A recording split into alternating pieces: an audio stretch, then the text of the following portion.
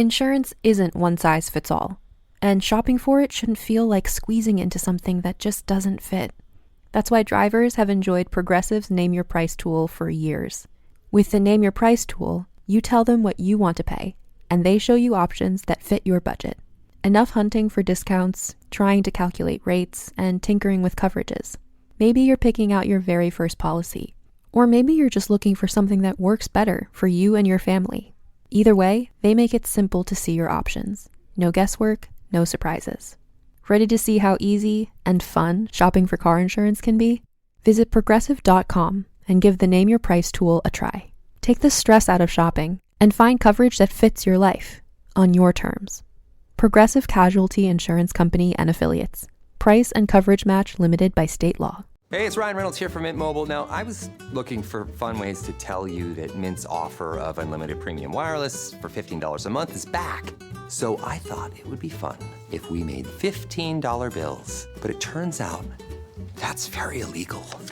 So there goes my big idea for the commercial. Give it a try at mintmobile.com/switch. Upfront payment of $45 for 3 months, $90 for 6 months, or $180 for 12-month plan required. $15 per month equivalent. Taxes and fees extra. Initial plan term only. Greater than 50 gigabytes may slow when network is busy. See terms. Hi, Nat Doig here. Just a heads up that today's episode does mention some homophobic slurs in the context of talking about LGBTQ+ history. There's also mention of child and baby deaths in the context of a folk tale. Welcome to Weird in the Wade, a podcast about all that's weird, wonderful, and a little off-kilter in the town of Biggleswade and its surrounding area. Whether you like your history with a pinch of the paranormal, or your paranormal stories with historical context, this is the show for you. Whether it's the tale of haunted Houghton House, or the Glenn Miller mystery, or maybe Victorian murder mysteries are your thing. Make yourself a cuppa, sit back and relax while I take you on a journey into the weird.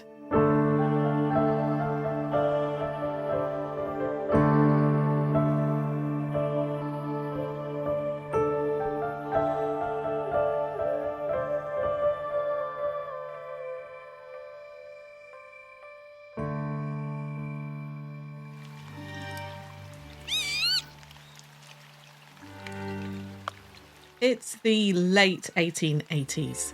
Marie Balfour is collecting folk tales from the Lincolnshire cars.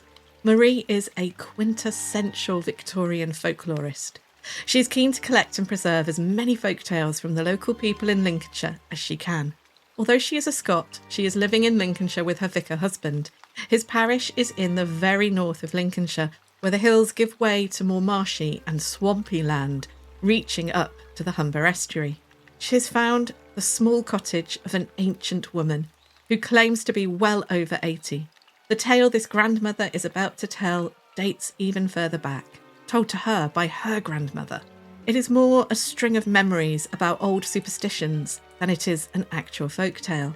The old woman tells her tale in a rich and local vernacular, much of which is now obsolete even in the fens. Marie captures that dialect as well as she can using phonetic spellings and words which we have long forgotten. Darklins for nightfall or nighttime. The old woman says watter for water. The ague, a fen disease, is the ager in her dialect. Fratched means angry and thruff means full. And children are bairns or brats or babbies. Before I tell you the old lady's tale, I have made the language more modern, but have kept as much original as can be, to keep the essence of the words and phrases intact. This is some of what the old woman tells Marie. Before the dykes were made and the riverbed changed, when the cars were nubbut bogland and full of waterholes, teeming, as you might have heard, with boggarts, will-o'-the-wykes and such like, there were voices of the dead folks in the fens, and hands were out arms that came out in the dark, moaning and crying and beckoning all night. There were witches riding on great black snags that turned to snakes and raced about with him in the water. My word, 'twere a strange and ill place to be come evening. Folk were scared and would not go out without a charm of some sort after darklins. In those days we were all either shaken with the fever or the ague. The ague and the fever were terrible bad. We could do nowt but sup gin or eat opium. In my young days, we all had the ague, even the bairns shaked regular wi' it. There's not so much ague and fever now, not after the marshes were drained. And maybe we're better off for it, but I don't know. I don't, because we lost Tiddy Mun, and my father always said, bad's bad, but meddling's worse. When the Dutch came for delving and clearing the bog holes, none of the car folk would offer them a fair word, nor victuals. None of us would. But the bog holes were meddled with, and Tiddy Mun were unhappy. For the Tiddy Mun dwelt in the water holes down deep in the green still water, and comed out of an evening when the mists rose. They came creeping out at darklins, limpety-lopety like. A dearie old grandfather with long white hair and a long white beard, all cotted and tangled together. Limpety-lopety they went. They came with a sound of running water, and a sough of wind, and laughing like the peewit screech. Tiddy Mun wa'n't wicked and tantrumy like the old watter wives, and wa'n't creepy like the dead hands, but nonetheless 'twere a shivery like when we sat round the fire to hear Tiddy Mun's screeching laugh out by the door, passing in a skirl of wind and watter. Still, we'd only pull in a bit tighter together and whisper to each other, "Hearken to Tiddy Mun." The Tiddy Mun in old days hurted none, and were real good at times.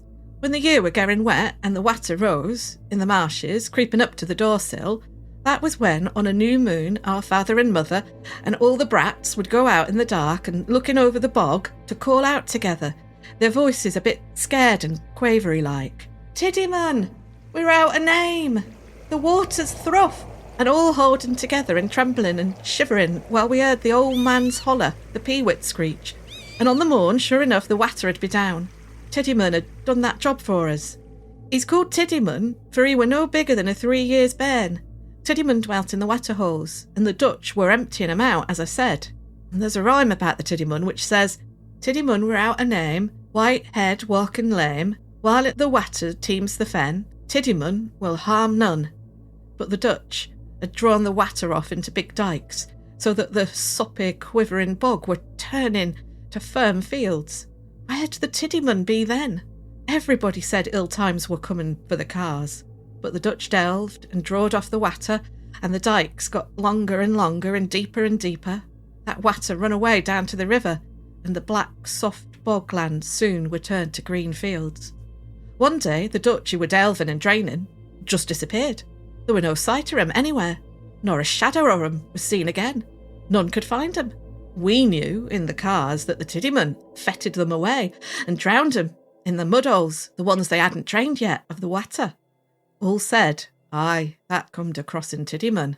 But they brought more Dutch to finish the work and drain the marshes. The car folk knew that the old Tiddy Man was sore fratched wi' everybody. We knew because our cows pined and the pigs starved and the ponies went lame, and our brats took sick, although some at first blamed it on witches. It warn't witches. The bairns sickened in their mother's arms, their poor white faces never brightening up.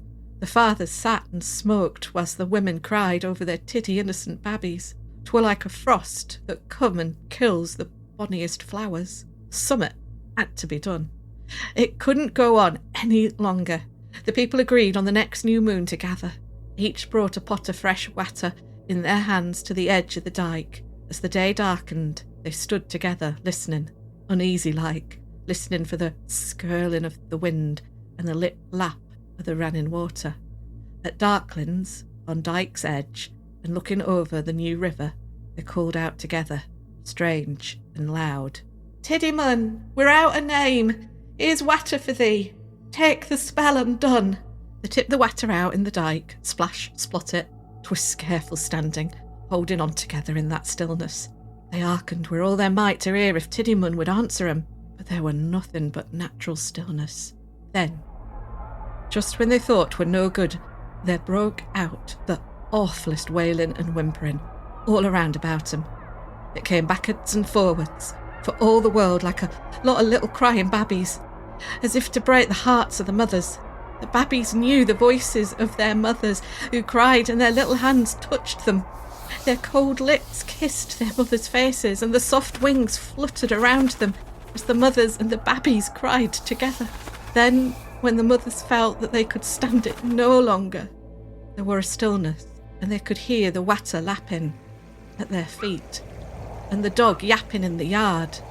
And then came soft and fond light from the river, a hissing, the old peewit screech once again, and they knew the Tiddy Mun had taken the spell undone, and the people were so happy. Aye, dearie day, how they laughed together, running and jumping about like a pack of brats coming out of school, as they set off home with light in their hearts. But the mothers of the babbies, their hearts ached. But from that day, mark my words, 'twere strange and thriving in the cars. The sick bairns got well, the cattle thrived, and the bacon pigs fattened, and the menfolk had good wages, and bread were plenty, for Tiddy Mun had taken the bad spell undone. But every new moon as was, out we went in darklands to the dyke edge, father and mother and brats, and we brought water to the dyke, crying, "Tiddy Mun, we're out a name. Here's water for thee." And the peewit's screech had come back, soft and tender and pleased. But those days is gone, and folk now know nought about it. I dare say the Tiddy Mun has been scared away with all the new ways and gear, and no one says any more that it is ill to cross Tiddy Mun without a name.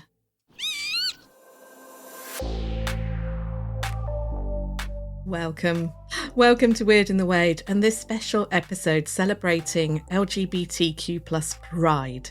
Weird in the Wade is a space that welcomes everyone and shines a light on history that is often overlooked or even deliberately buried. I like to shine a light on the history of everyday people, like the old lady who shared that tale of the Tiddy Mun with Marie Clothide Balfour. I like to examine the paranormal and supernatural from all angles.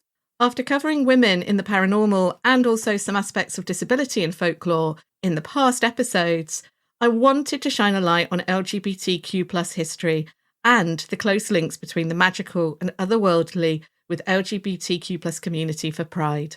But before we go on with the main episode, I just wanted to say thank you for your patience whilst Weird in the Wade has been on a short break. I really do appreciate it. Also, thank you to everybody who has been in touch, whether that's through social media or emailing weirdinthewade@gmail.com. I always really enjoy reading your emails, and I'm sorry if I haven't got back to you yet. I will do, I promise. But yeah, thank you so much for keeping in touch with me. Before we get into the main part of the episode, I just wanted to tell you about a show Ollie Campbell and I are taking to the Bedford Fringe on the afternoon of Saturday the 25th of July. The show covers the history and ghostly tales of Black Tom, Bedford's phantom highwayman, and the old black magic church at Clop Hill. I'll be telling the stories, and Ollie will be playing haunting songs about those tales. You can grab your tickets now, and there's a link in the show description and on the blog, or just search Bed Fringe Weird in the Wade Presents. Also, I just wanted to give you a reminder to follow Weird in the Wade on social media. You can find Weird in the Wade on Insta, TikTok, Facebook, Threads, Blue Sky, and Twitter or X. There's also our blog, weirdinthewade.blog. And of course, if you'd like ad-free new episodes and extra content, then do check out Weird in the Wade's Patreon. It costs less than the price of a frothy coffee a month to join, and you'll be really helping the show as well as getting those extra episodes and ad-free new episodes. Back to this episode though, and first just a word on language. In this episode, my guests and I will sometimes use queer as a catch-all term for the LGBTQ plus community.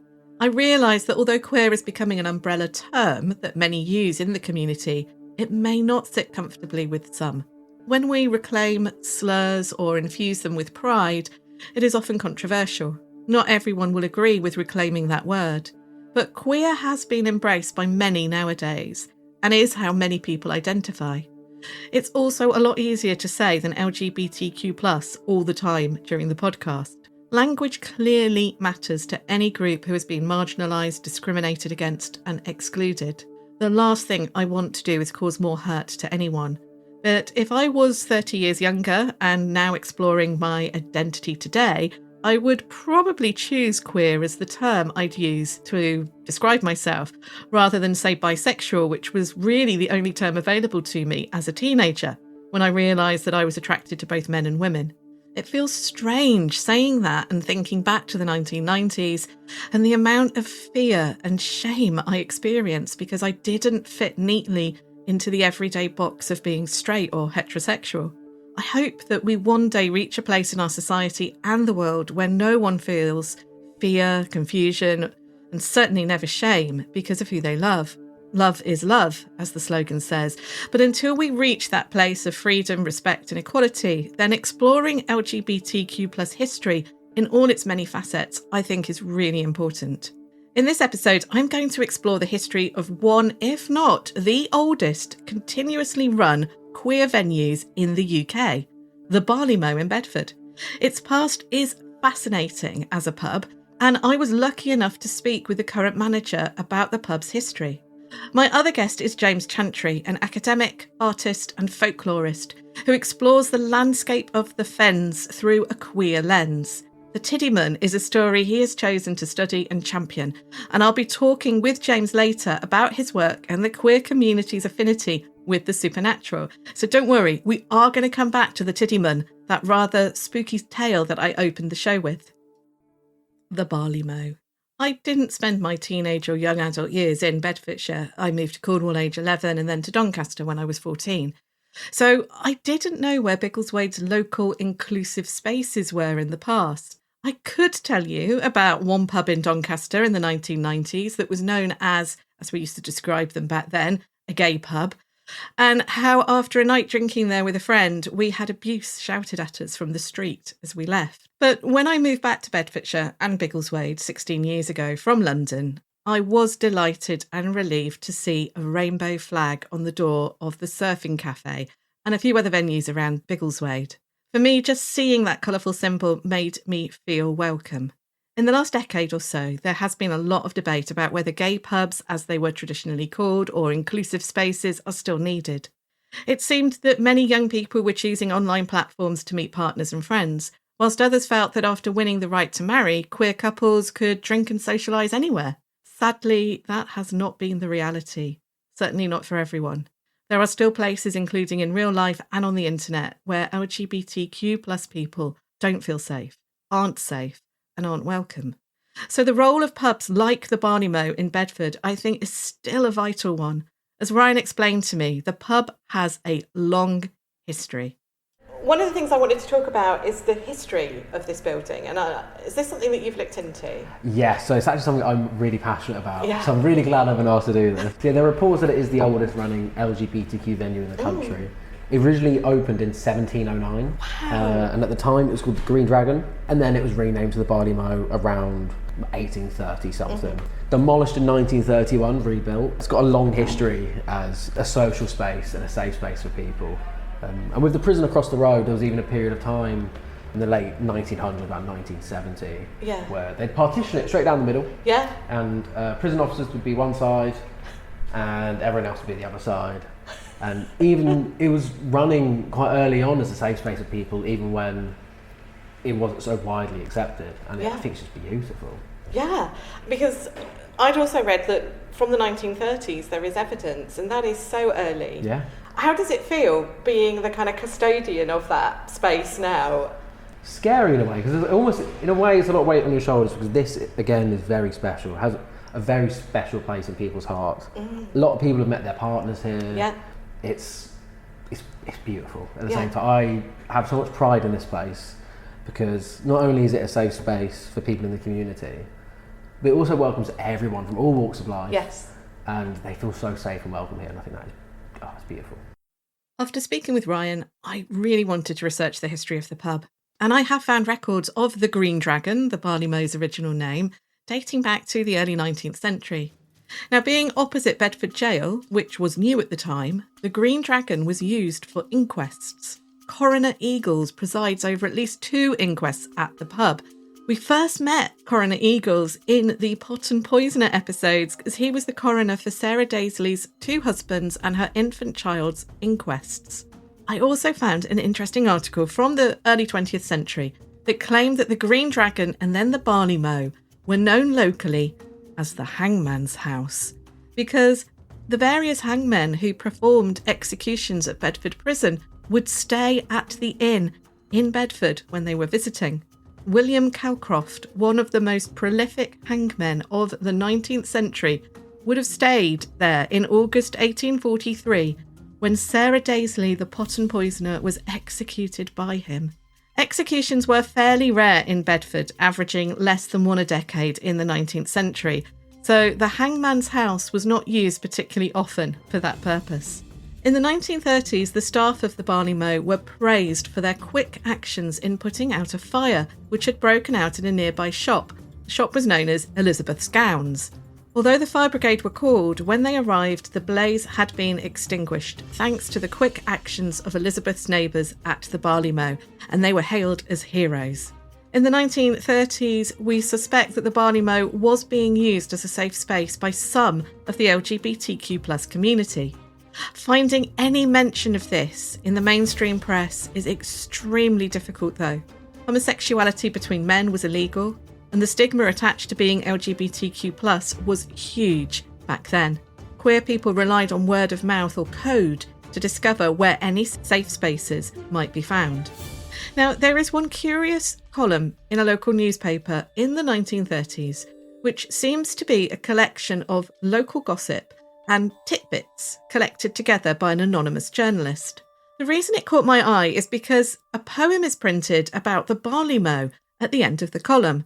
The poem laments that the art of conversation is dying because a wireless or radio has been installed at the Barley Mow. The story printed directly above the poem is about women wearing trousers. I expected it to be a negative piece. There are many negative articles at the time printed about women wearing trousers. But this article is different. It states that it is becoming fashionable for women to wear trousers, and it acknowledges that some disapprove, but it points out that the wearing of trousers by men is a fairly recent development from the early 19th century. So what's all the fuss about? There was a time when masculine attire was stockings and breeches.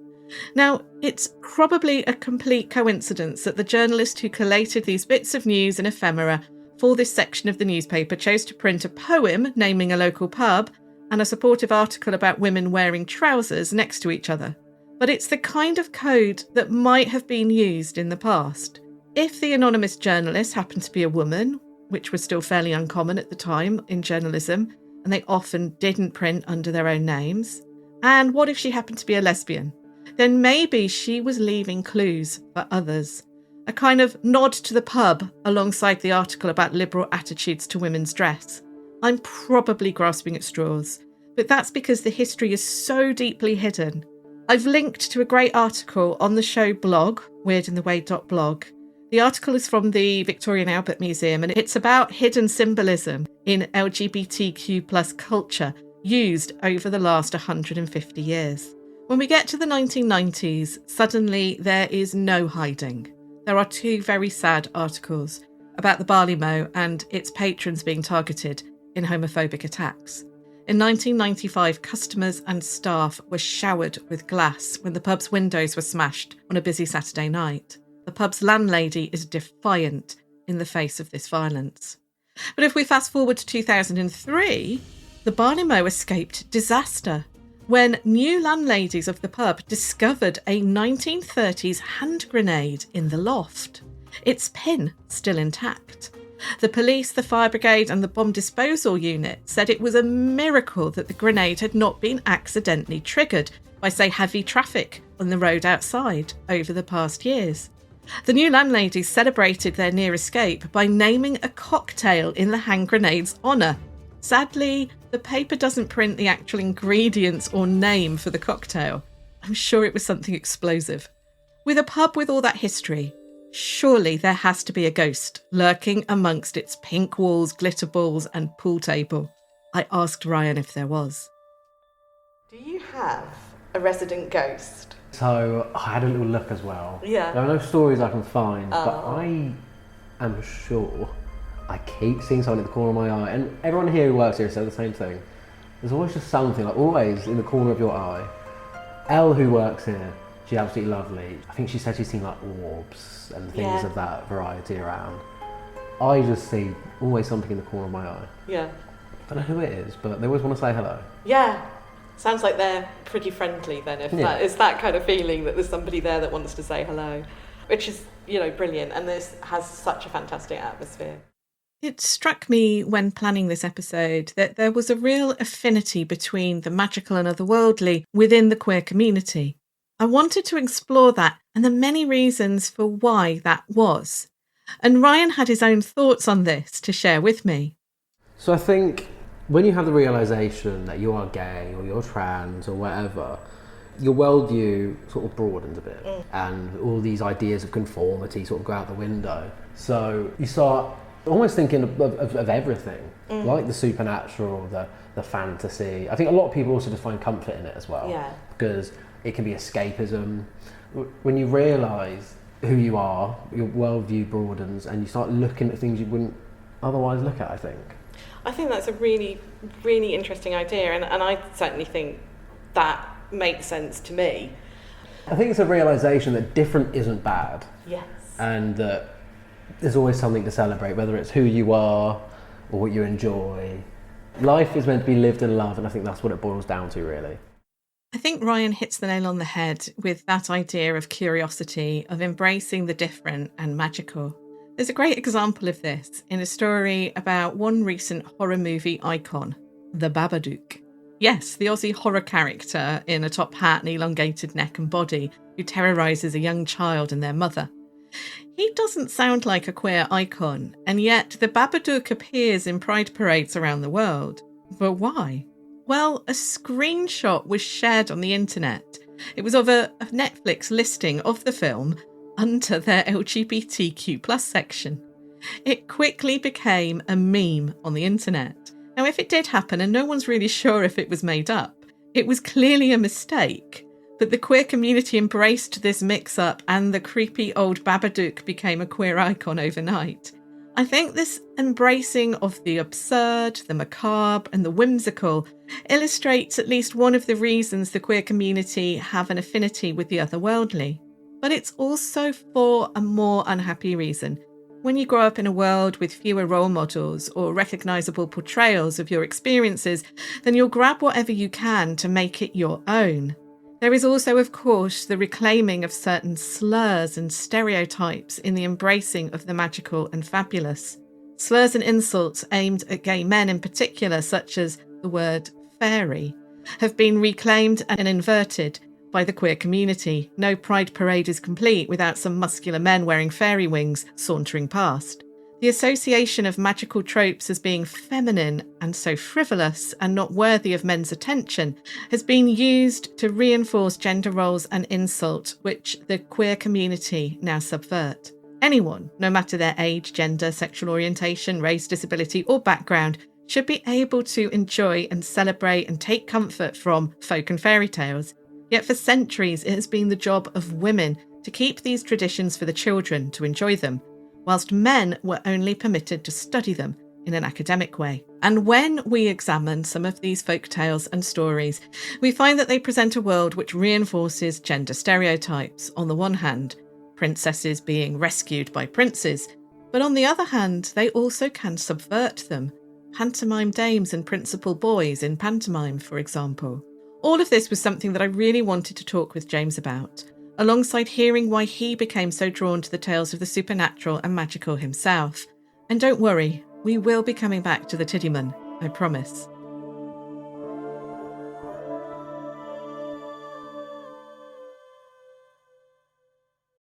This episode is brought to you by Workday. Guessing is for game shows, not your business, especially when your margin for error is zero. Workday is the enterprise AI platform for HR, finance, and IT, with a deep understanding of your organization's context and guardrails. So every AI action is permission aware, giving you accuracy 24/7 and the ability to not just get work done, but get it done right. It's a new Workday. Welcome to a new era of baseball's great spectacle. The T-Mobile Home Run Derby, live on Netflix. The biggest sluggers in baseball put their talents to the test on All-Star Weekend. Raw power meets star power. Big swagger meets bigger slams. And you don't swing to make contact. You swing to make history. Watch the T-Mobile Home Run Derby live on Netflix, Monday, July 13th at 8 p.m. Eastern, 5 p.m. Pacific. Need a laptop that's built to perform and designed to last all day? Select Windows 11 PCs starting at $499.99 are now at Best Buy. Learn more at bestbuy.com. Best Buy. Imagine that.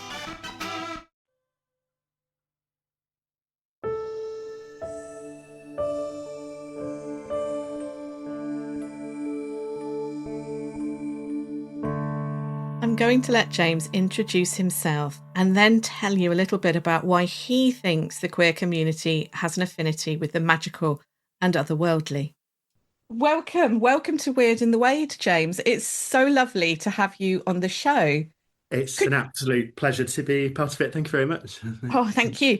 So I'm an artist and also an academic and writer, and my focus is fine art, but also through the lens of queer theory as well. I also navigate and explore land, history, and I have kind of a layered approach to research, which is about making artwork, but also writing and creative writing and stories that look at particular geographic places and how they relate to queer identity. And this is all through the particular field of the supernatural and folklore in particular. Fascinating. I was born and spent very young years in sort of South Fens, which is around Metheringham and Nocton, Woodall Spa. So, Yes. and those areas of fens, which are pancake flat and grids of drains and how you would imagine to see a fen. And although very close to places like Lincoln, appear to be a wilderness, like a very, very wild place. And when I was growing up, very much still steeped in tradition and folklore as well. And Metheringham, you only need to walk 10 minutes and you will not see a human all day, and you're in a vast kind of flat landscape. The way I could probably can describe it visually is the drains are very much like in the Christmas ghost story Lost Hearts, when they're on that vast drain.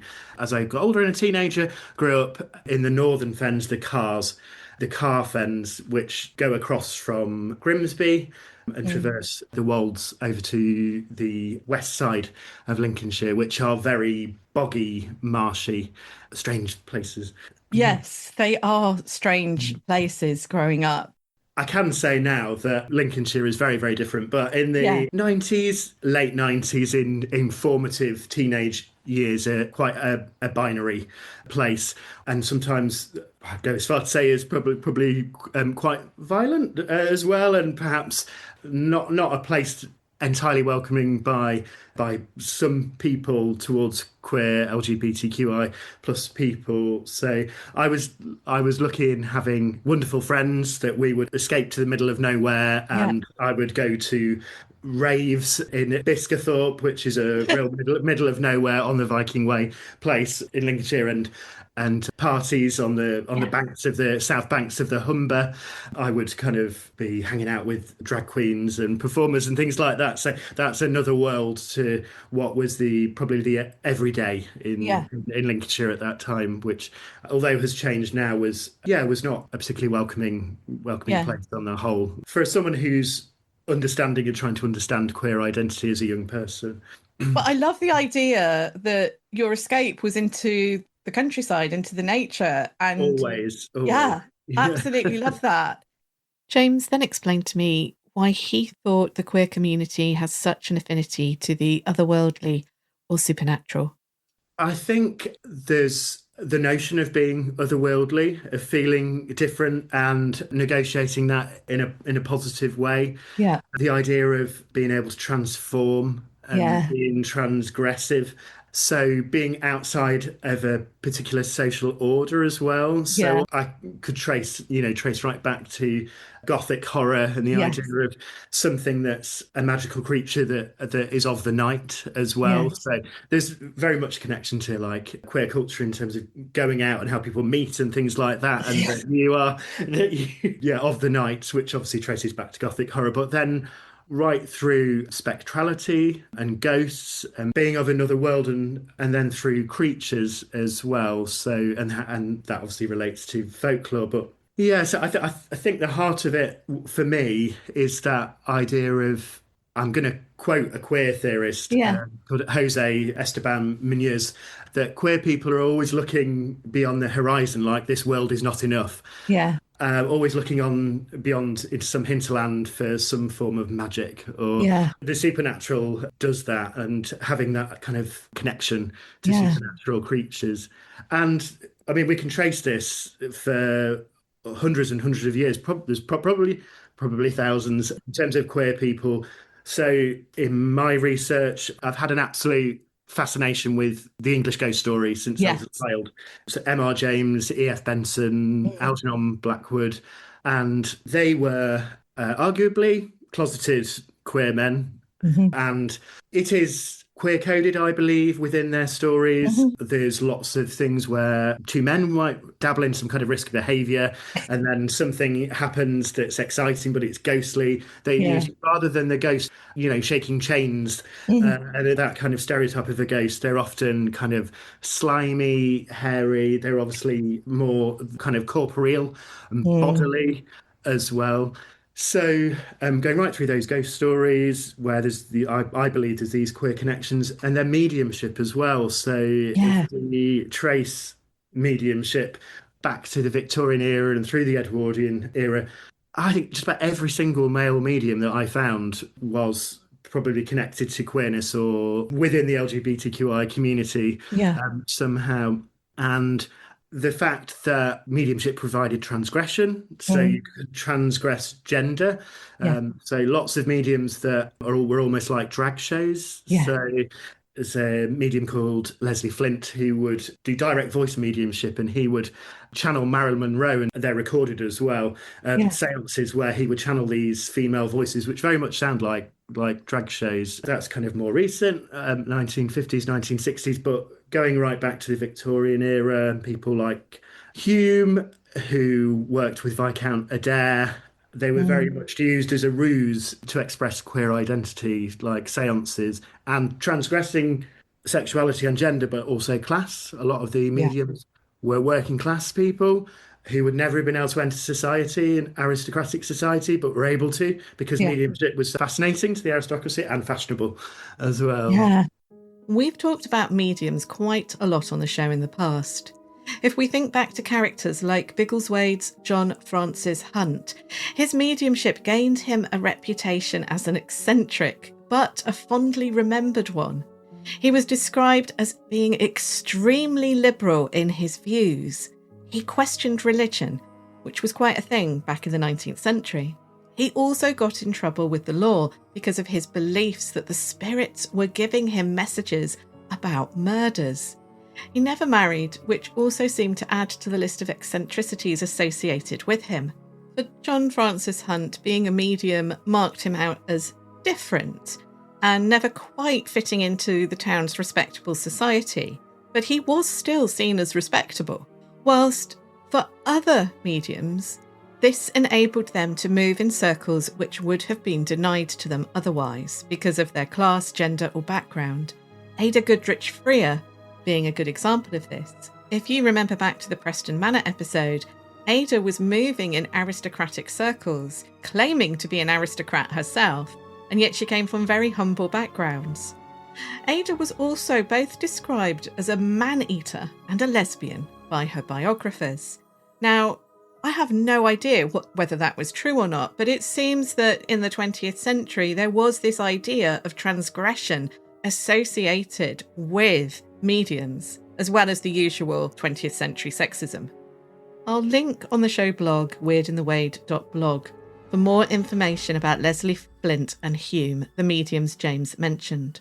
But even in much more modern cases, there's something we still find shocking, I think, and transgressive, when mediums or those who are said to be possessed by spirits can speak in voices either far more masculine or feminine than their gender appears.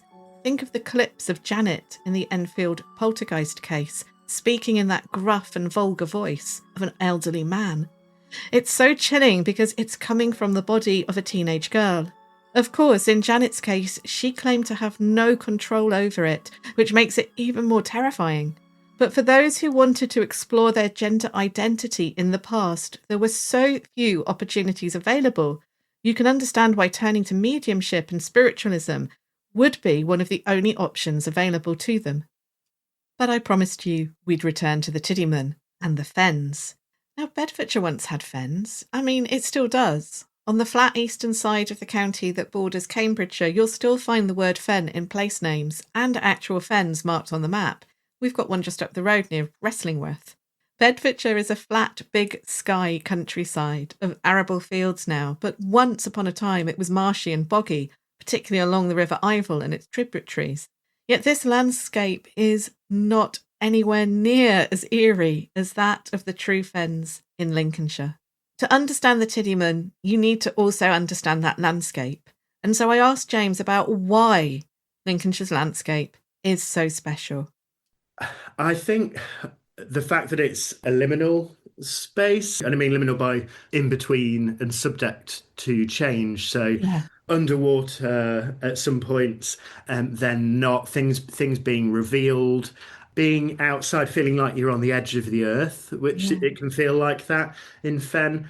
Waterways as well, which seem to be these systems that provide like hope, like they're going somewhere else. They're always traveling, always moving. So, and I think the history as well of knowing these layers of history that are in the countryside, particularly in Lincolnshire. But aside from that, I think also being remote, there's being very, very remote, and a sense of magic. I'm an 80s child, 90s teenager, so all of those wonderful fantasy films that Labyrinth, Dark Crystal, Goonies, all of those things where there's a magic about being in the wilderness, and I think that's something that's felt. And when you're looking for other and feel different, there's something about those what appear to be magical places that really, really appeal.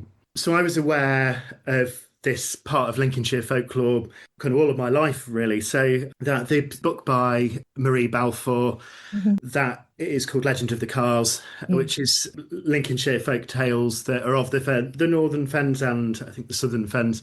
I was totally aware of stories and remember them and being told them as a child with belief that I had as well. So like by relatives that, had total belief in these tales. At the time, I was researching around how people that are othered are displaced within this country and have been in history, this form of like inner colonialism of people being displaced because of being connected to that in terms of queerness and otherness and being neurodiverse and the loss of spaces. So I was reading the Tiddy Mun. I was on kind of this track of the supernatural and connections to queerness, and it just connected so much. The idea that a whole population of people, the Lincolnshire fenners, were being displaced by the king in the 17th century as the fens were being drained. So engineers were brought over from the Netherlands, and the whole landscape was changed. Fen people that lived there for thousands of years and lived that land and worked that land were being displaced as this grand act of like capitalist machismo. And from that, the Tiddy Mun came as this creature who was a symbol, became, and I still think is now in rereading, a symbol of ecological resistance. So this magical goblin, water sprite creature, and also the Tiddy people. So there's the Tiddy Mun, which means like titchy, small man, but also the little people. But when you read them, they're these magical, mischievous, they're malevolent but benevolent. They have these names but they're genderless. Infant mortality rate was really, really high because the draining of the fens created pestilence.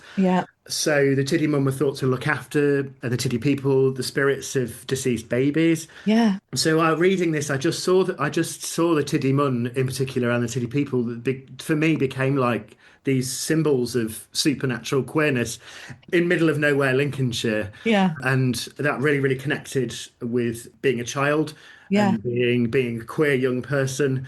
a secret queer young person and these things. So within my research, I explored this, I embedded it, made artwork from it. I've produced stories, installations, and I've connected it to ecology of land, queerness, supernatural creatures. I have also seen them as like this queer club figure as well, so almost connected to like these kind of secret gay clubs I would go to in drag queens, because there's a passage in MC Balfour's writing of the story, which apparently is from an elder, she says, in dialects, as you know, where it says about Tiddy Mun Tiddy people dancing in the moonlight on big flat stones covered in blood because there was offerings given by people. So that the image of the Tiddy Mun and the Tiddy people dancing on these great flat stones in moonlight is, for me, there's so many connections to like transgression and burgeoning queerness and being othered but embracing that otherness.